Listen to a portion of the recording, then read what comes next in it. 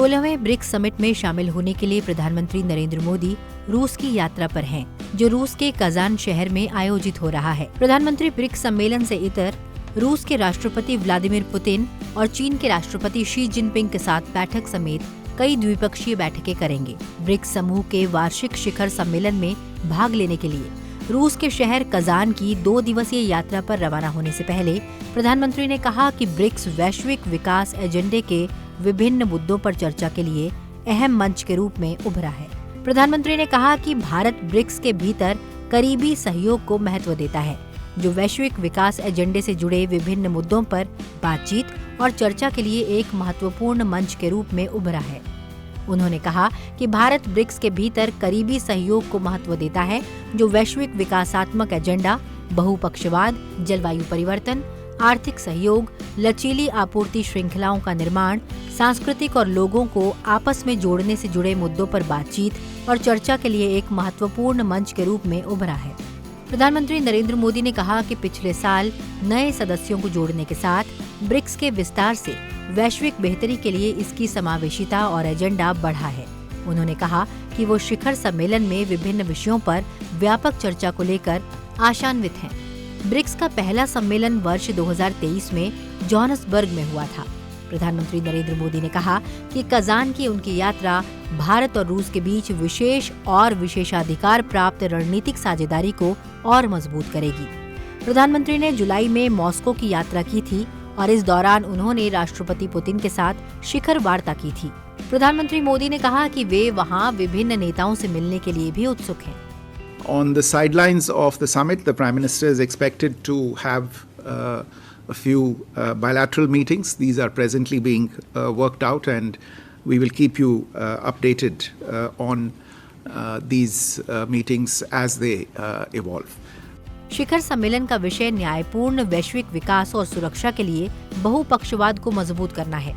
शिखर सम्मेलन नेताओं को प्रमुख वैश्विक मुद्दों पर चर्चा करने के लिए एक महत्वपूर्ण मंच प्रदान करेगा। इसमें ब्रिक्स द्वारा शुरू की गई पहलों की प्रगति का भी आकलन किया जाएगा। Theme of this edition of the summit is strengthening multilateralism for just global development and security. Bharat BRICS का संस्थापक सदस्य है और इसकी स्थापना के बाद से ही इसने इसकी सभी गतिविधियों, पहलों और सहभागिताओं में भाग लिया है। भारत ब्रिक्स के लिए बहुत मूल्यवान है। इसके योगदान ने आर्थिक विकास, सतत विकास और वैश्विक शासन सुधार जैसे क्षेत्रों में ब्रिक्स के प्रयासों को आकार देने में अहम भूमिका निभाई है। As you know, India is a founding member of BRICS and has participated in all of its activities, its initiatives and engagement since its inception. India brings great value to BRICS, and its contributions have played a vital role in shaping BRICS efforts in areas such as economic growth, sustainable development, and global governance reform. We place a great deal of importance on our involvement and our activities within the BRICS forum, as we view it as a key expression of global multipolarity. BRICS वैश्विक चुनौतियों से निपटने के लिए एक महत्वपूर्ण मंच के रूप में कार्य करता है। 2 दिवसीय शिखर सम्मेलन आर्थिक सहयोग को भी मजबूत करेगा। साथ ही ऊर्जा और खाद्य सुरक्षा, स्वास्थ्य सेवा और युवा आदान प्रदान के लिए सहयोग को बढ़ावा देगा। BRICS also serves for us as a vital platform to tackle a range of global challenges while also contributing to the shaping of a fairer, more exclusive and open international order. यह पहला शिखर सम्मेलन है जो पिछले साल Johannesburg शिखर सम्मेलन में BRICS के पहले विस्तार के बाद हो रहा है। शिखर सम्मेलन के दौरान प्रधानमंत्री की कुछ द्विपक्षीय बैठकों में भाग लेने की भी उम्मीद है।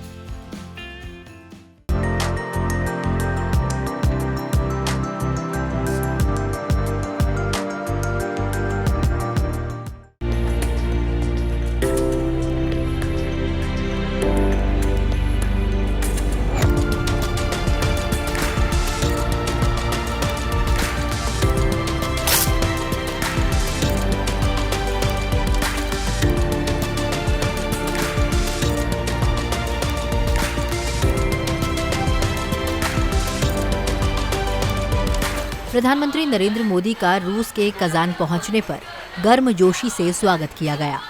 वे रूस की अध्यक्षता में आयोजित 16वें ब्रिक्स शिखर सम्मेलन में भाग लेने के लिए यहां आए हैं।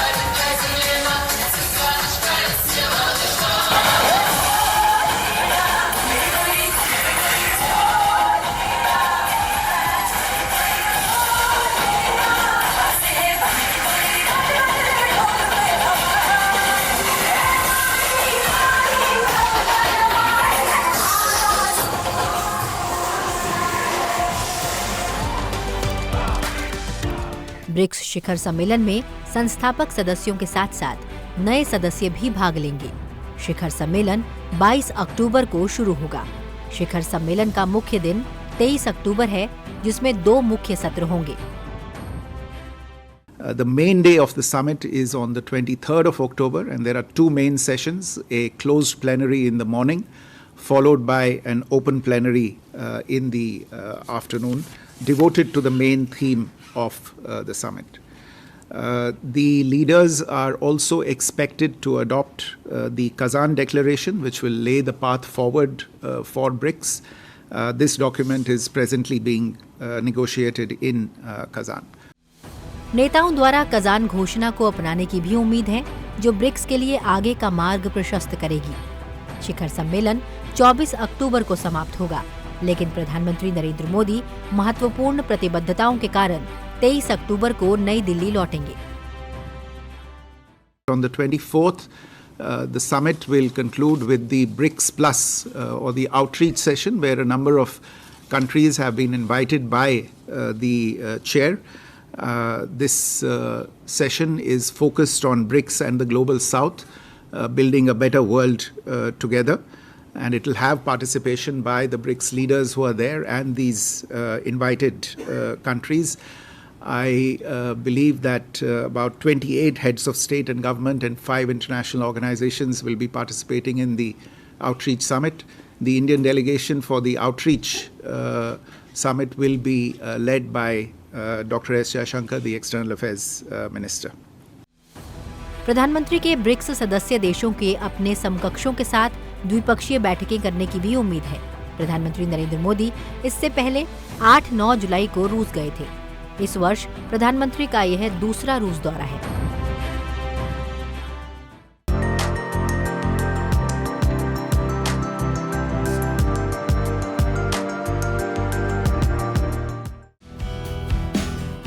प्रधानमंत्री ने रूस के राष्ट्रपति व्लादिमीर पुतिन से मुलाकात की और दोनों नेता भारत रूस के बीच द्विपक्षीय वार्ता में शामिल हुए।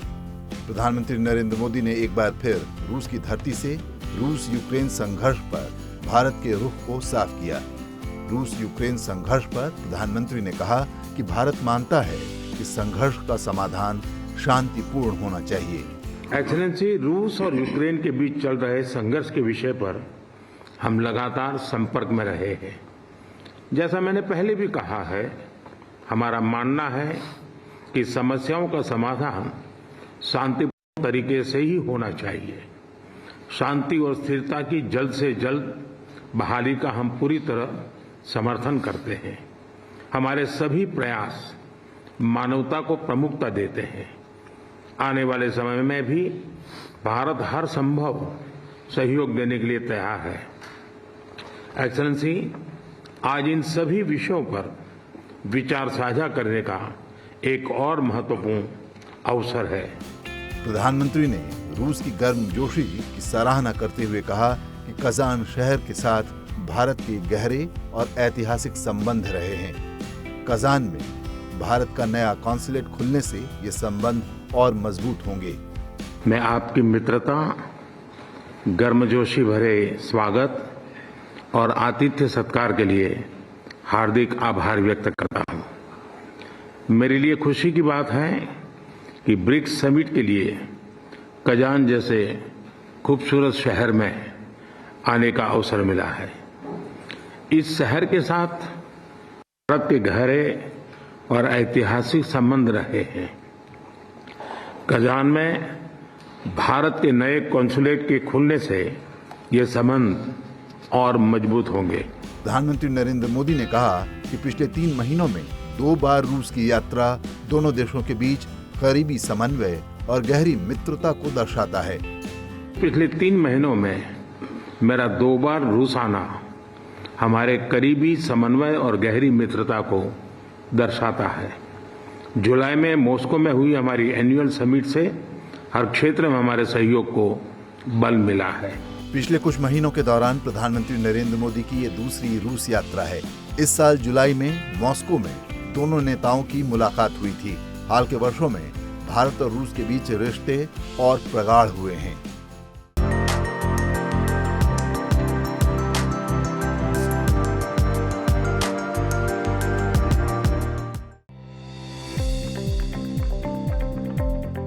रूस का शहर कजान 16वें ब्रिक्स शिखर सम्मेलन की मेजबानी के लिए तैयार है। रूस के राष्ट्रपति व्लादिमीर पुतिन की अध्यक्षता में यह सम्मेलन आयोजित हो रहा है। रूस ब्रिक्स की थीम है वैश्विक विकास और सुरक्षा के लिए बहुपक्षवाद को मजबूत करना। भारत ने हमेशा से ब्रिक्स के विस्तार का समर्थन किया है ताकि ग्लोबल साउथ के देशों की आवाज को और सशक्त किया जा सके। This year's summit, the 16th edition in Kazan, has as its focus the integration of new BRICS members into BRICS cooperation mechanisms, also strengthening economic cooperation, promoting cooperation for energy and food security, promoting cooperation in a host of areas related to science, healthcare, environmental protection, culture, sports, youth exchanges, and civil society. As you would be aware, this is the first summit that will be taking place after the first ever expansion of BRICS last year at the Johannesburg summit. So this summit will be attended by the founding members as well as the new members. BRICS दुनिया की 5 अग्रणी उभरती अर्थव्यवस्थाओं Brazil, रूस, भारत, चीन और दक्षिण Africa के समूह के लिए एक संक्षिप्त शब्द है। वर्ष 2006 में ब्रिक विदेश मंत्रियों की पहली बैठक के दौरान इस समूह को औपचारिक रूप दिया गया था। इसकी स्थापना 2006 में सेंट पीटर्सबर्ग में हुई। पहले ब्रिक्स शिखर सम्मेलन का आयोजन वर्ष 2009 में रूस के येकाटेरिनबर्ग शहर में हुई थी। ब्रिक्स को पहले ब्रिक नाम से जाना जाता था। वर्ष 2010 में ब्रिक विदेश मंत्रियों की बैठक में ब्रिक को विस्तार देने का फैसला लिया गया और दक्षिण अफ्रीका को मिलाकर यह ब्रिक्स बन गया। दक्षिण अफ्रीका ने पहली बार वर्ष 2011 में ब्रिक्स शिखर सम्मेलन में हिस्सा लिया।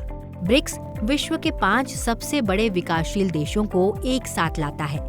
ब्रिक्स एक ऐसा समूह है जो दुनिया की 45% आबादी, दुनिया के 33% भूभाग और दुनिया की 28% अर्थव्यवस्था का प्रतिनिधित्व करता है। सबसे पहला ब्रिक्स सम्मेलन 2009 में रूस में हुआ था। इसके बाद वर्ष 2010 में ब्राजील के ब्रासिलिया में आयोजित हुआ। 2011 में चीन के सान्या में, 2012 में भारत की नई दिल्ली के शिखर सम्मेलन में हुआ था। वर्ष 2013 में दक्षिण अफ्रीका के डरबन में और वर्ष 2014 में ब्राजील के फोर्टालेजा में आयोजन हुआ। 2015 में रूस उफा, 2016 में भारत के गोवा, 2017 में चीन के जियामेन, 2018 में दक्षिण अफ्रीका, 2019 में ब्राजील के ब्रासिलिया, 2020 में रूस, 2021 में भारत, 2022 में चीन, 2023 में दक्षिण अफ्रीका और इस वर्ष 2024 में फिर से रूस में इसका आयोजन हो रहा है। वर्ष 2011 के ब्रिक्स के विस्तार के 13 साल बाद इसके एक और विस्तार का फैसला लिया गया। 2023 में पिछले शिखर सम्मेलन के बाद जारी जोहान्सबर्ग घोषणा में अर्जेंटीना, मिस्र, इथियोपिया, ईरान, सऊदी अरब और संयुक्त अरब अमीरात को 2024 से संगठन का पूर्ण सदस्य बनने के लिए आमंत्रित किया गया। Just a special word about the city where the summit is being held. Kazan is the capital of the Republic of Tatarstan in Russia. It's the fifth largest city in Russia and a major cultural and educational center. We have around 1,000 Indian students in Kazan. And some of you may recall that during the visit of the Prime Minister to Russia in July, we had indicated our intention to open an Indian consulate in Kazan. समानता, न्याय और पारस्परिक सहायता की भावना से BRICS देशों ने बहुपक्षीय सहयोग को अपनाया है। वैश्विक विकास, व्यापार और निवेश में ब्रिक्स देशों का बड़ा योगदान है, जो इसे वैश्विक व्यवस्था का एक महत्वपूर्ण स्तंभ बनाता है। भारत ने उसमें एक महत्वपूर्ण और सक्रिय भूमिका अदा की है। भारत सदैव ही वैश्विक आर्थिक विकास, शांति और स्थिरता को बढ़ावा देने के लिए ब्रिक्स के मंच को महत्व देता रहा है। विश्व अर्थव्यवस्था में ब्रिक्स के बढ़ते योगदान ने नई पहल के लिए कई अवसरों का निर्माण किया है, जो टिकाऊ और समावेशी विकास में मददगार साबित हो सकते हैं। न्यू डेवलपमेंट बैंक, आकस्मिक रिजर्व व्यवस्था और ऊर्जा अनुसंधान सहयोग मंच ब्रिक्स की महत्वपूर्ण पहलें हैं। न्यू डेवलपमेंट बैंक, जिसकी स्थापना वर्ष 2014 में ब्राजील में आयोजित ब्रिक्स के छठे शिखर सम्मेलन में की गई थी, ब्रिक्स देशों के मध्य आर्थिक और वित्तीय सहयोग का सबसे प्रमुख उदाहरण है। इसकी स्थापना ब्रिक्स और अन्य उभरती अर्थव्यवस्थाओं के साथ साथ विकासशील देशों में बुनियादी ढांचा और सतत विकास परियोजनाओं के लिए कार्यान्वयन के लिए किया गया था। एनडीबी का मुख्यालय चीन के शंघाई में है। वहीं इसका पहला क्षेत्रीय कार्यालय दक्षिण अफ्रीका के जोहान्सबर्ग में है। इसके अलावा वैश्विक वित्तीय संकट की संभावनाओं के मद्देनजर ब्रिक्स राष्ट्रों ने वर्ष 2014 में छठे ब्रिक्स शिखर सम्मेलन के दौरान ही ब्रिक्स आकस्मिक रिजर्व व्यवस्था बनाने पर सहमति जताई थी।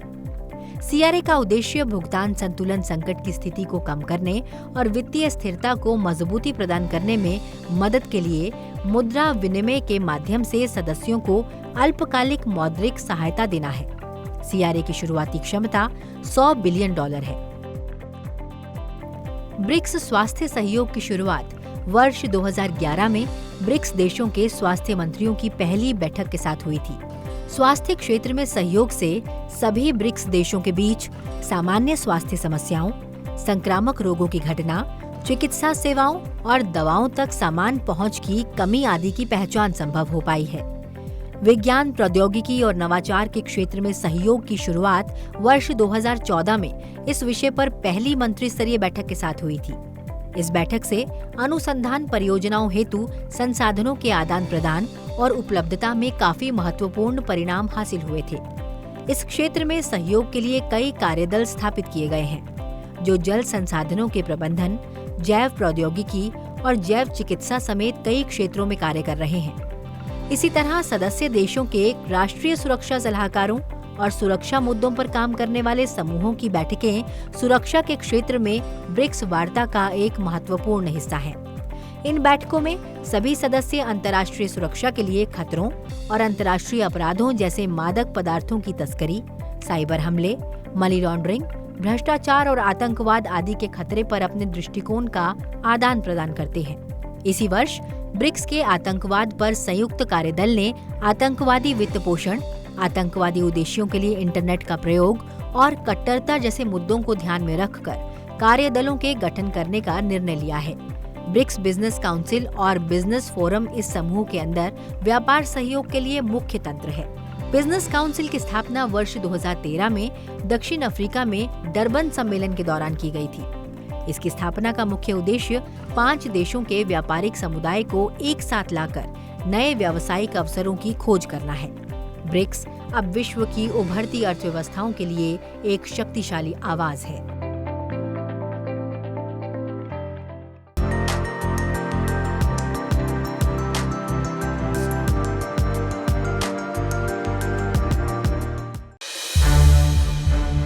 संसद टीवी के और भी प्रोग्राम्स देखने के लिए सब्सक्राइब करें हमारा YouTube चैनल और हाँ, इन्हें लाइक और शेयर करना ना भूलें।